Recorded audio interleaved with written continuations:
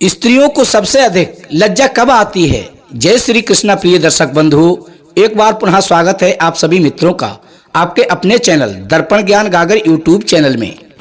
प्रिय दोस्तों, आज हम आपके लिए बहुत ही काम की जानकारी लेकर आए हैं, इसलिए आपसे निवेदन है कि इस वीडियो को पूरा व अंत तक अवश्य सुने। प्रिय दोस्तों, घर की स्त्रियों को शर्म कब और किस बात की लगती है?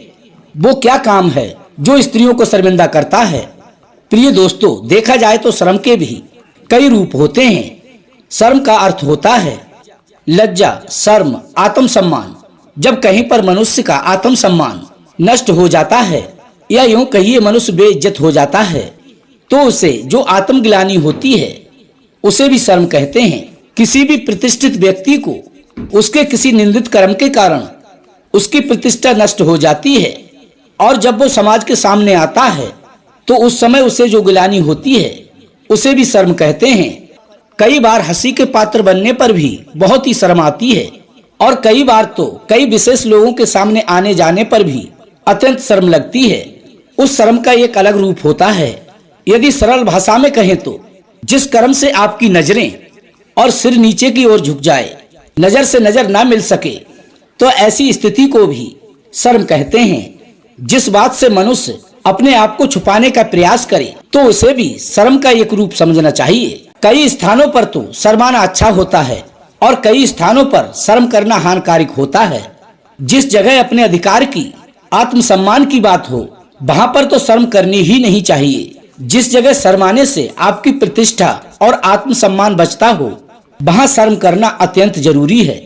स्त्रियों के विषय में कहा गया है कि शर्म हया स्त्रियों का आभूषण होता है। जिस स्त्री में लज्जा शर्म नहीं होती वो स्त्री अधिक अच्छी नहीं कही गई है, क्योंकि स्त्री लज्जा की देवी होती है। स्त्री की लाज ही उसके नारित्व की पहचान होती है और जिस स्त्री में लज्जा नहीं होती वो स्त्री जाति के नाम पर कलंक है।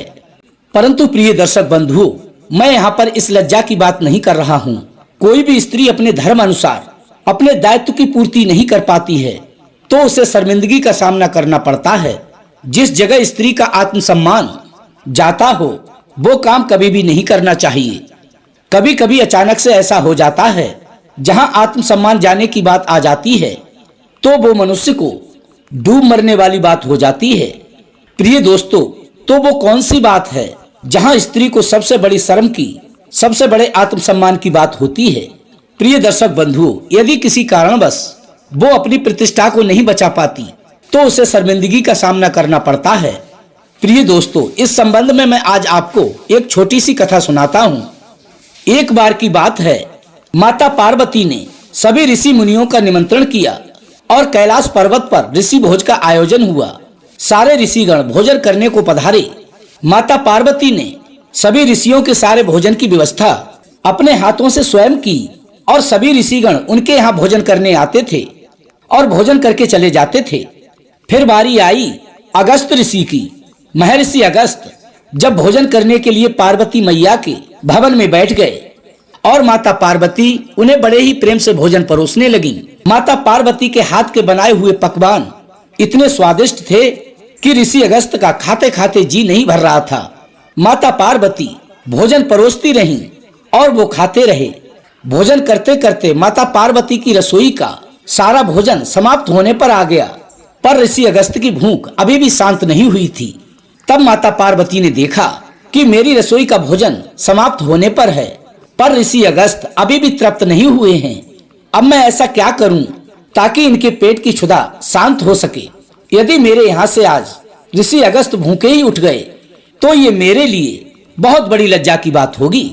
और प्रिय मित्रों, किसी ने सच कहा है, यदि कोई अतिथि भोजन कर रहा है और रसोई का भोजन बीच में ही समाप्त हो जाए तो भोजन कराने वाले को बहुत बड़ी लज्जा शर्म की बात है, क्योंकि संसार की हर स्त्री भगवान से यही प्रार्थना करती है कि उसकी रसोई अतिथि के भोजन करने तक समाप्त ना हो। यही सोचकर माता पार्वती ने भगवान श्री हरि विष्णु का स्मरण किया कि हे प्रभु, आज मेरी लाज प्रतिष्ठा दांव पर है, इसलिए आज मेरी रक्षा करो। यदि ऋषि अगस्त आज मेरे द्वार से भूखे उठ गए तो ये मेरे लिए बहुत ही बड़ी शर्म की बात होगी।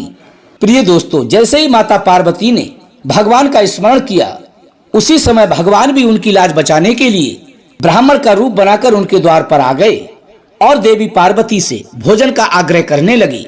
इधर माता पार्वती ने देखा कि एक ब्राह्मण को तो मैं पहले ही से तृप्त नहीं कर पाई हूँ और तब तक ये दूसरा ब्राह्मण आ गया, लेकिन वे भगवान की लीला को नहीं समझ पाई। तभी वे अपने मन में सोचने लगी, अब मैं इसको कहाँ से भोजन कराऊं। माता पार्वती यही सब सोच रही थी। तभी इतने में ब्राह्मण भेषधारी भगवान ऋषि अगस्त के बराबर में आकर बैठ गए और तभी माता पार्वती ने उन्हें भी भोजन परोस दिया। परंतु वे भगवान की लीला को नहीं पहचान सकी कि आज परमपिता परमेश्वर मेरी लाज बचाने के लिए मेरे द्वार पर आए हैं। और प्रिय दोस्तों, हुआ ये, भगवान ने 2 कौर खाए, थोड़ा जल पिया और उठकर चल दिए। ये सब देखकर ऋषि अगस्त को बड़ा ही गुस्सा आया। वे अपने मन में सोचने लगे कि ये ब्राह्मण ऐसा आया, न इसने खाया न खाने दिया। क्योंकि प्रिय दर्शक बंधु, भोजन करने का ये नियम होता है, यदि जो व्यक्ति एक साथ बैठकर भोजन कर रहे हैं और उनमें से एक व्यक्ति भोजन करके पहले उठ जाता है तो सारी पंगत को उठना पड़ता है। प्रिय दोस्तों, भगवान के उठते ही महर्षि अगस्त को भी बीच में से उठना पड़ा। इस तरह से माता पार्वती की लाज बच गई। अगस्त मुनि कहने लगे कि हे देवी, भोजन तो पेट भर के नहीं कर पाए, कम से कम जल तो पिला दो। तभी देवी पार्वती अपने मन में सोचने लगी कि सारी रसोई का भोजन तो ये अकेले ही हजम कर गए, अब इतना पानी मैं कहां से लाऊंगी। तभी भगवान ने कहा कि हे महर्षि, तुम्हें तृप्त करने के लिए यहाँ जल पर्याप्त नहीं है। तुम एक काम करो, द्वापर युग में मेरा कृष्ण अवतार होगा, तब मैं इंद्र की पूजा रुकवाकर गोवर्धन का पूजन करवाऊंगा। इंद्र इस बात से नाराज होकर 7 दिन तक मूसलाधार पानी बरसाएगा। उस सारे जल को बस तुम्हें ही पीना है। भगवान ने ऋषि अगस्त को ऐसा वरदान दिया। अब प्रिय दोस्तों, आपके मन में ये बात चल रही होगी कि सारी वर्षा का पानी अगस्त ऋषि पी गए, ये कैसे संभव हो गया।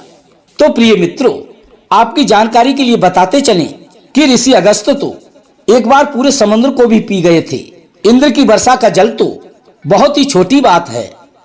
प्रिय दोस्तों, इसी प्रकार एक बार द्रौपदी की भी भगवान ने लाज बचाई थी। जब पांडवों का वनवास हो गया था, तब दुर्योधन के कहने से ऋषि दुर्वासा अपने कुछ ऋषि शिष्यों को साथ लेकर पांडवों की कुटिया पर पहुंचे थे और उनसे भोजन कराने का आग्रह किया था। उस समय पांडवों के पास सूर्य देवता का दिया हुआ एक अक्षय पात्र था, जो एक बार में ही सभी लोगों का भोजन तैयार कर देता था। और जब तक पांचाली भोजन नहीं कर लेती थी, तब तक उस पात्र से भोजन समाप्त नहीं होता था। लेकिन जिस दिन ऋषि दुर्वासा उनकी कुटिया पर पहुंचे, उससे पहले ही द्रौपदी भोजन कर चुकी थी, इसलिए उस पात्र से दोबारा भोजन प्राप्त नहीं हो सकता था। उस समय भी माता द्रौपदी के आगे ऋषियों के भोजन को लेकर बहुत बड़ा संकट खड़ा हो गया था। तब माता द्रौपदी ने भगवान श्री कृष्ण का ध्यान किया और भगवान श्री कृष्ण भी उसी क्षण द्रौपदी के पास प्रकट हो गए। तब उन्होंने भी पांचाली से भोजन की मांग की।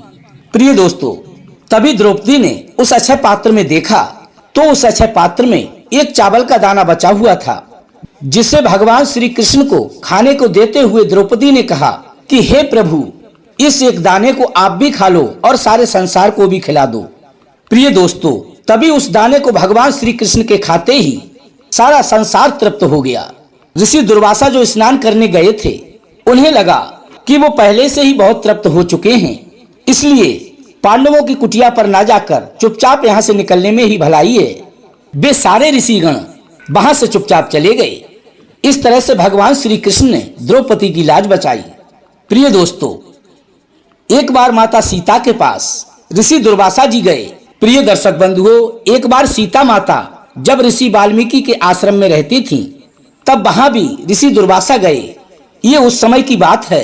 तब उन्होंने वहां पहुंचकर भोजन की मांग की।